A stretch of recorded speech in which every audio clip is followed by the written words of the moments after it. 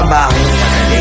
Wala kang karapatang maliitin yung trabaho ng iba. Yung iba sasabihin, gwardiya lang naman yan, rider lang naman yan, construction worker lang naman yan, gasoline boy lang naman yan, fast food crew worker lang naman yan.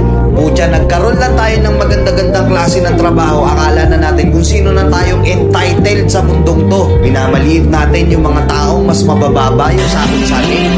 Pagkakaalam ko kasi, wala kang karapatang maliitin o matahin yung trabaho ng iba hanggat nagtatrabaho sila ng marangal. Walang trabahong madali. Lahat nagdadaan sa hirap. Lahat nagsasakripisyo. Kaya kung iniisip mong porket maganda-ganda yung trabaho mo, malaki-laki yung sinasahod mo, mamaliitin mo na yung mga trabaho ng mga taong nagtatrabaho na mas maliit yung sahod sa'yo. Mag-isip-isip ka. Baka bawiin sa'yo yan. Baka biglang bumaliktad yung mundo at sila naman yung umangat. Kahit anong trabaho mo,